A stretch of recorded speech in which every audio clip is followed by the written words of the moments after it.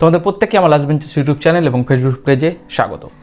আজকে কয়েকটি কমনযোগ্য গুরুত্বপূর্ণ অঙ্ক আমি করাবো, যেগুলো আসন্ন পশ্চিমবঙ্গ পুলিশ, কলকাতা পুলিশের যে সমস্ত কনস্টেবল, এডি কনস্টেবলের পরীক্ষাগুলো রয়েছে, WBSI এর পরীক্ষাগুলো রয়েছে, ক্লার্কশিপের পরীক্ষাগুলো রয়েছে, প্রত্যেকটা পরীক্ষাতে এই সমস্ত কোশ্চেন কিন্তু দেখবে হুবহু কমন পেয়ে গেছো। ঠিক আছে, আসার সম্ভাবনা প্রবল। তাহলে শুরু করছি প্রথম প্রশ্ন দিয়ে। বলছে যদি কোনো সংখ্যার 66.23% সেই সংখ্যার সাথে যুক্ত করা হয় তবে 3900 পাওয়া যায়, আসল সংখ্যাটি কত?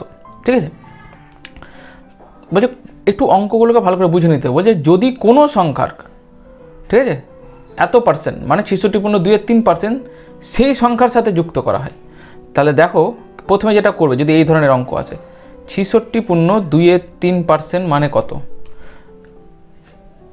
200/3%, তাই তো? 200/3% মানে কত? 200/3/100, এটা আমরা প্রত্যেকেই জানি।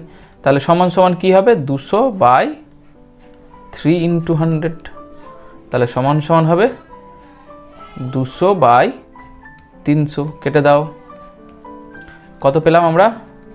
2/3। ঠিক আছে, একটা জিনিস মনে রাখবে, শিখিয়ে দিচ্ছি। 2/3 আমরা যেটা পেলাম, 3 যেটা হচ্ছে সেটা হচ্ছে অরিজিনাল নাম্বার, আর এই 2 যেটা পেলাম 3-এর মধ্যে 2, সেটা কি বলতো? সেটা হচ্ছে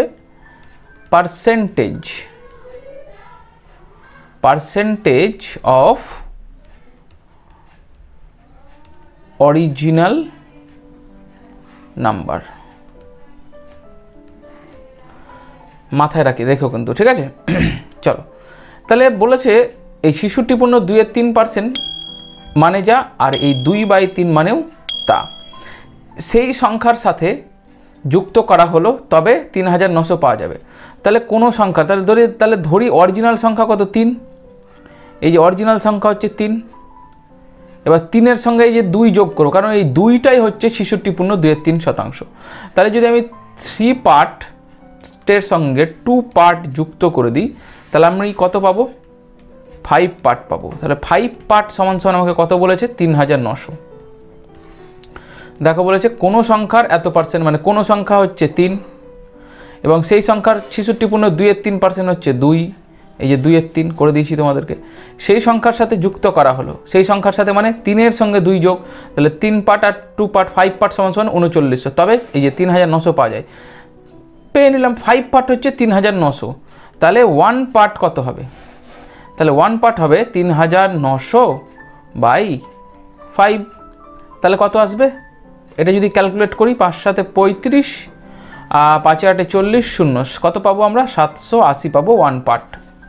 আসল সংখ্যাটি কত? তাহলে আসল সংখ্যা কত? এই যে অরিজিনাল নাম্বার 3, তাহলে হচ্ছে অরিজিনাল নাম্বার হচ্ছে 3 পার্ট, তাহলে 3 পার্ট হবে 3 × 780। কত আনসার আসবে? 300, 3 × 8 = 24, 4 হাতে গেলো 2, 3 × 7 = 21, 23। তাহলে অরিজিনাল হচ্ছে বা আসল সংখ্যাটি হচ্ছে 2340। অপশন ডি হচ্ছে এটার সঠিক উত্তর। চলো পরবর্তী প্রশ্ন দেখে নেব। এক সেকেন্ড।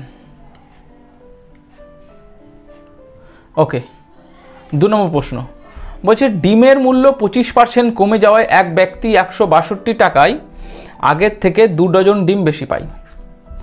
প্রতি ডজন ডিমের আসল মূল্য কত?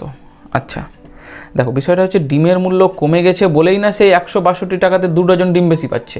তার মানে সে পূর্বেও 162 টাকা নিয়ে ডিম কিনতে গেছিলো, আজকেও 162 টাকা নিয়ে ডিম গেছিলো। যখন ডিম কিনতে গেল তখন দেখলো যে দাম কমে গেছে ডিমের, তখন সে কী পেলো? 2 ডজন ডিম বেশি পেল। তাহলে এই ধরনের অঙ্ক করার আগে ফার্স্ট যেটা তোমাদেরকে করতে হবে সেটা আগে লিখে নেবে যে,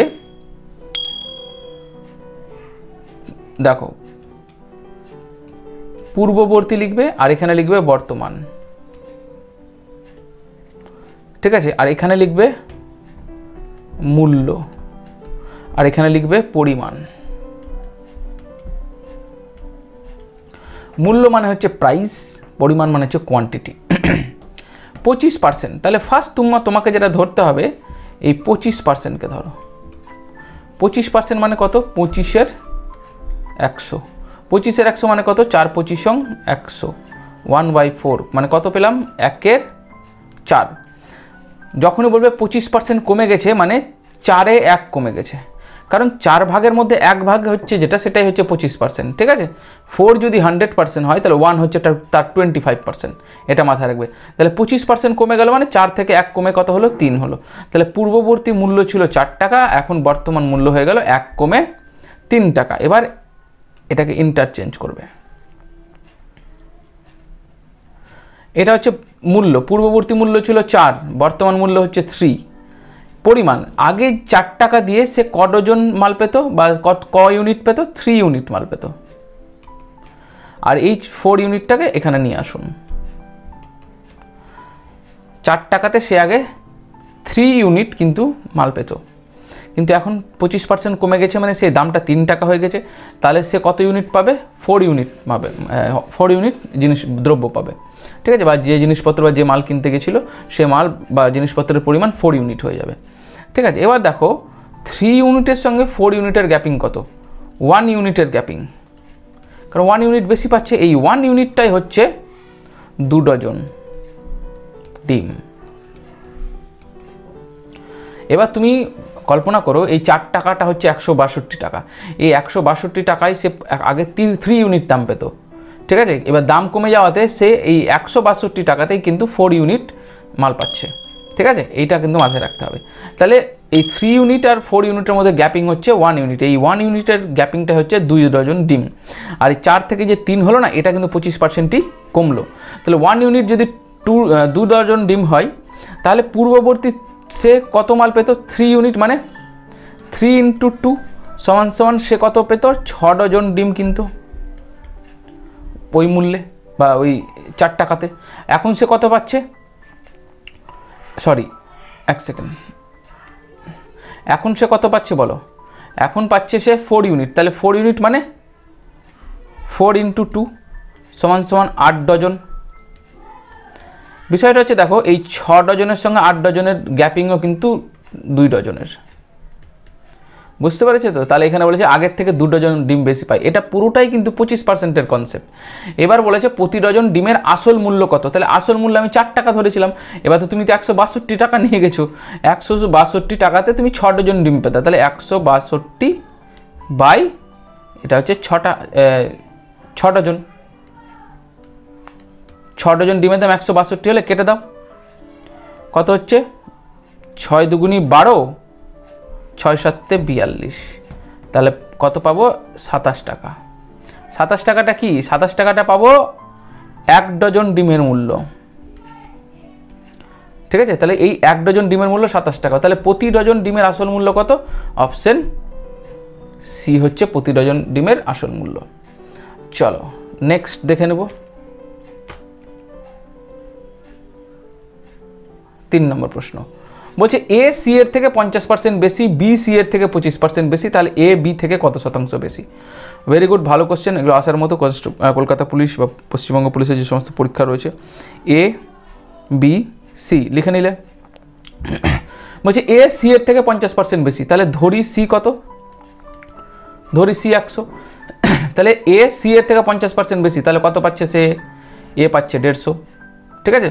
বলছে বি সি এর থেকে 25% বেশি, তাহলে বি আবার সি এর থেকে 25% বেশি, তাহলে হচ্ছে 125, ঠিক আছে। বলছে এ বি এর থেকে কত শতাংশ বেশি, তাহলে এখানে লিখো এ, এখানে লিখো বি। এ কত পাচ্ছে, এ পাচ্ছে 150 আর বি পাচ্ছে 125। বলছে এ বি এর থেকে কত শতাংশ বেশি, এ বি এর থেকে কত শতাংশ বেশি, ঠিক আছে, শতাংশ বলেছে। তাহলে দেখো এ বি এর থেকে কত বেশি, 25 বেশি, কিন্তু এটা শতাংশ নয়।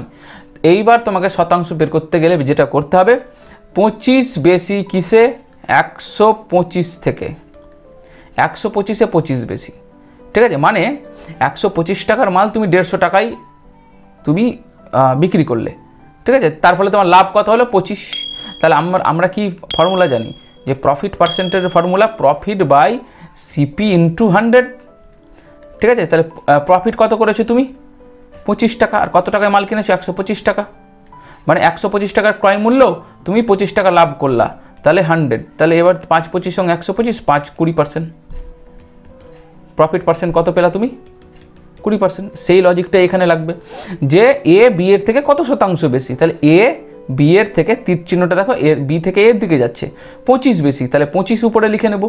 কি থেকে বেশি এই জায়গাটাতেই তোমাদেরকে ধরতে হবে, 150 থেকে না 125 থেকে? 125 থেকে, তাহলে 125 নিচে বসাবো। আর শতাংশ করতে গেলে আমাকে 100 দিয়ে গুণ করে দিতে হবে, তাহলে 5 25 সং 125, 5 20 100, তাহলে কত পার্সেন্ট বেশি? 20% বেশি। Option D answer. ঠিক আছে, চলো 4 নম্বর প্রশ্ন দেখে নেব। 4 নম্বর প্রশ্ন, একটি ক্লাসের ছাত্র সংখ্যা 20% বেড়ে যাওয়ায় ছাত্র সংখ্যা হয় 66, তাহলে পূর্বে ক্লাসের ছাত্র সংখ্যা কত ছিল? আচ্ছা, বর্তমান ছাত্র সংখ্যা, আর এখানে হচ্ছে বেড়ে যাওয়ার পর ছাত্র সংখ্যা। তাহলে বর্তমান ছাত্র সংখ্যা আর বেড়ে যাওয়া ছাত্র সংখ্যা, তাহলে ধরো পূর্বে, আচ্ছা এটা বর্তমান লিখছি না, এখানে লিখছি পূর্বের ছাত্র সংখ্যা, যেহেতু পূর্বের বলেছে তো এখানে লিখছি পূর্বের, সব থেকে বেস্ট হবে, তাহলে বুঝতে সুবিধা হবে। পূর্বের ছাত্র সংখ্যা, পূর্বের ছাত্র সংখ্যা ছিল 100, বেড়ে গেল কত? 20%, তাহলে কত হলো? 120 হলো। এবার বলেছে ক্লাসের ছাত্র সংখ্যা 20% বেড়ে যায়, ছাত্র সংখ্যা হয় 66, তাহলে এই 120টাই রিপ্রেজেন্ট করছে কাকে? 66কে। বোঝা গেল তো? 120টাই কিন্তু রিপ্রেজেন্ট করছে কাকে? 66কে, কারণ 120% হওয়ার পরেই তো 66 হলো। ঠিক আছে, তাহলে 120 যদি 66 হয়, তাহলে পূর্বে ক্লাসের ছাত্র সংখ্যা কত ছিল এটা বের করতে হবে। ঠিক আছে, 100 যদি 120 হয়, তাহলে 66 কত হবে? কম হবে, তাহলে কম হলে কি হবে? 66/120 ইন্টু 100। এবার এটাকে তুমি করো 6 11 66, 6 দুগুনি 12, 6 0 0, 2 0 0 0 কেটে গেল, 5 দুগুনি 10, 5 11 55, তাহলে এখানে অ্যান্সার হবে 55। তাহলে পূর্বে 55 ছিল, এখন 20% বেড়ে 66 হয়ে গেল। 55-র 20% করবা কত? দেখো আমি যদি এখানে 55-র 20% করি, দেখো কত হচ্ছে? 0 0 কেটে গেল, 5 দুগুনি 10, সরি এখানে 5 হবে, হ্যাঁ 5 11 55, তাহলে 55-র 20% কত পেলাম? 11, তাহলে 55 আর 11তে কত হচ্ছে? 66, তাহলে সঠিক অ্যান্সার হচ্ছে অপশন সি 55। তাহলে পূর্বে ক্লাসের সংখ্যা, ক্লাসের ছাত্র সংখ্যা কত ছিল? 55। ঠিক আছে, 5 নম্বর প্রশ্ন, 1 সেকেন্ড, 5 নম্বর, ওকে। এক ব্যক্তি তার বাৎসরিক আয়ের 25% ঘর ভাড়া দেয়, 15% সন্তানদের শিক্ষা খাতে খরচ করেন এবং 45% অন্যান্য খাতে খরচ করেন। বছর শেষে তিনি 14,400 টাকা সঞ্চয় করেন, তাহলে তার মোট বাৎসরিক আয় কত? তাহলে ধরি তার, তার মানে ব্যক্তি, হ্যাঁ ধরি তার বাৎসরিক আয় 100%।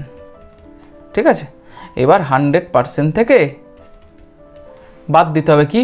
সে 100% থেকে খরচ করলো কি? সে 25% ঘর ভাড়া দিল। খুব ভালো কাজ, ঘরে থাকতে গেলে তো ঘর ভাড়া দিতেই হবে। 25% ঘর ভাড়া দেয়, তারপরে 15% সন্তানদের শিক্ষা খাতে, এটা আরও ভালো কাজ। 15% সে কী করলো? সন্তানদের শিক্ষার জন্য খরচ করলো, তাহলে +15। তারপরে খরচ করলো 45% অন্য খাতে বলতে ঘর বাড়ি মেনটেন, খাওয়া খরচা, এই সমস্ত কিছু 45% খরচ করলো।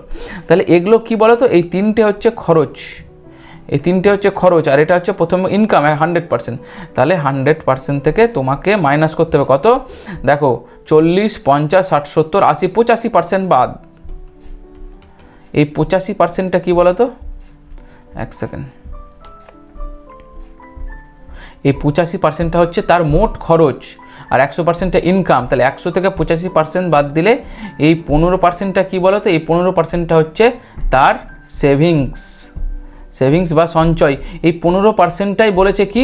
বছর শেষে তিনি 14,400 টাকা সঞ্চয় করেন। এই 15%টাই হচ্ছে 14,400 টাকা। তাহলে তার প্রথমে বলেছে, তাহলে তার মোট বাৎসরিক আয় কত? তাহলে আমি বাৎসরিক আয় কত ধরেছি? 100%। তাহলে 15% যদি 14,400 হয়, তাহলে 100% কত হবে? তাহলে তার 100% হবে, দেখো 100% বেশি হবে, ওই জন্য 100 উপরে চলে গেল, নিচে চলে এলো 15 ইন্টু 14,400। ঠিক আছে, এবার এটাকে ক্যালকুলেট করো, 3 5 15, এখানে করো 5 20 100, এবার এটাকে উড়িয়ে দাও, 3 4 12, 3 5 15, 3 4 12 13 14, 3 8 24, 3 4 12 13 14, হ্যাঁ 3 8 24, পাশের দুটো শূন্য দাও। দেখো 20-র সঙ্গে 4000 যদি যোগ করি, গুণ করি, তাহলে হচ্ছে 80,000, আর 8 দুগুণী 16,000, তাহলে সমান সমান হবে 96,000 টাকা। তাহলে এই 96,000 টাকাটা হচ্ছে কি 100%, এই 100% হচ্ছে 96,000। এই 96,000-এর ঠিক আছে 85% সে টাকা খরচ করে দিয়েছে, দিয়ে 96,000-এর 85% বের করবে, দেখবে যে ওখানে পড়ে থাকবে 14,400, সেটা হচ্ছে তার সেভিংস। তাহলে এখানে সঠিক উত্তর 5-এর এ। এরকম আরও আমি গুরুত্বপূর্ণ অঙ্ক যেগুলো কমন যোগ্য, সেগুলো আমি আমার চ্যানেলে দিতে থাকবো, প্রত্যেকে অবশ্যই দেখবে। যদি বুঝতে কোনো জায়গায় অসুবিধা হয় একটু কমেন্ট করে দিও, দেখা গেলো পরবর্তী ভিডিওগুলোতে সেগুলোকে আমি ঠিক আছে পুনরায় সংশোধন করে দেবো। যদি কোনো জায়গায় কোনো বুঝতে অসুবিধা হয় সেগুলো আরও বুঝিয়ে দেবো। ঠিক আছে, তাহলে সবাইকে ধন্যবাদ, সুস্থ থাকুন, ভালো থাকুন।